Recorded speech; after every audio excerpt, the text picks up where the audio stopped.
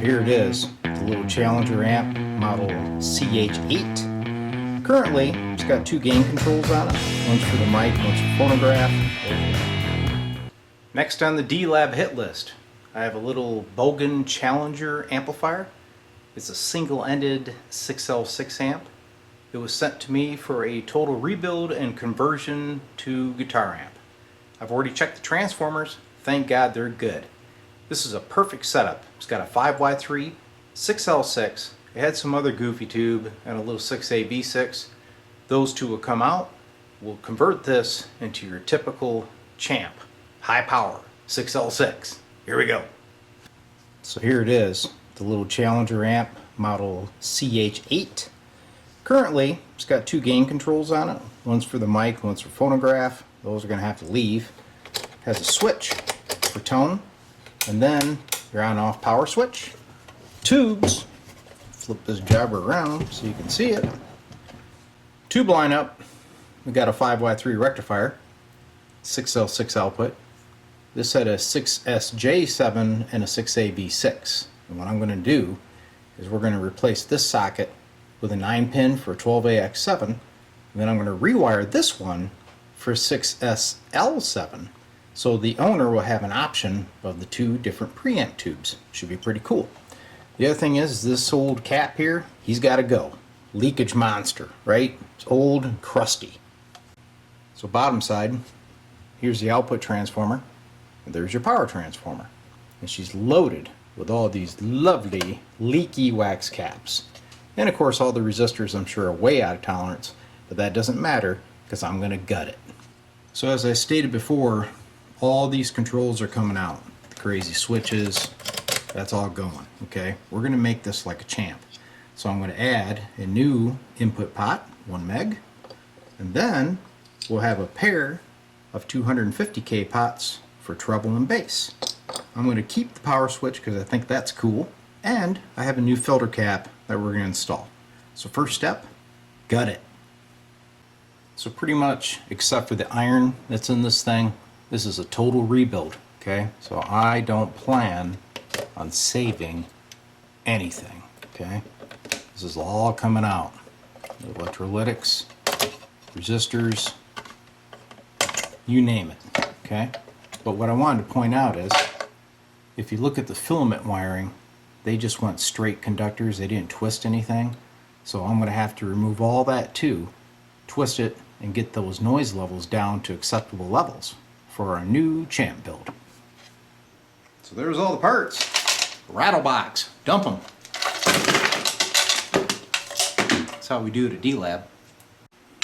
Next up, got all those old hacked up knobs off. I'm going to pull all the controls, replace it with the new ones. Here's a new socket for the 12AX7. Pots are installed. And I decided to go ahead and mount a toggle switch in the place of that old rotary switch. Another thing to point out, filter cap is in place, and this one's screwed right in the same hole pattern as the old one. Mission complete. Challenger's done. New controls. Got volume, treble, bass. 12AX7 now. This slot will be for an optional 6SL7 tube, 6L6, and of course the 5Y3. Let's take a look underneath. Here's the underside. I maintained the point-to-point wiring.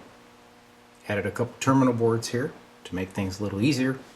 These are your bias resistors for the 6L6. Everything came together really nicely. Now let's give her a test. So here's the test setup.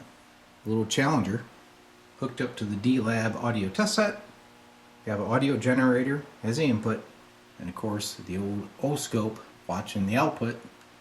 So I'm going to bring up the volume. Let's take a look at the sine wave. Beautiful. Power output. Well over 5 watts. She's working great. Now let's say you decide that you don't want the typical Fender lineup with the 12AX7 and your 6L6. You'd rather have the 6SL7 and get a little bit of that Gibson sound. Well, that's pretty easy. Let me show you what you got to do. First step, obviously, turn off your power. Pull out the 12AX7, put in the 6SL7, turn on the power. Wait for it to warm up. Let's take a look at that sine wave. Alright, so now the 6SL7 preamp is installed. The 12AX7 sitting over here on the side. Alright, I'm going to bring up the volume. Let's take a look at the scope. You can see we still have a lovely sine wave, but we have less power because this tube has a little more current draw than a 12AX7. However, you can achieve some really nice clean Gibson type sound using this option. Now we're back to the 12AX7. 6SL7 is removed. I'm going to bring up the volume. Looks good. Now I'm going to bring up the treble. You see that doing its thing. Bring down the volume. I'm going to take my audio generator, go down to a lower frequency, and we'll play the bass. So you're probably wondering, can this amp distort? Well, of course it can. Alright, so what I've done is I brought my treble all the way up. I have not changed the audio generator's input. We'll just crank up the volume, watch the scope. Here's the power, exceeding 10 watts. So yep, this thing should really honk if you hit her hard. So there you have it, new life to the old Bogen Challenger amplifier with D-Lab's parallel preamp tube option. You may think that that would cause a lot of noise, but if you route those wires along the chassis and keep them short, there's no noticeable noise at all. And it gives you a cool option of running some of those old octo tubes if you wish.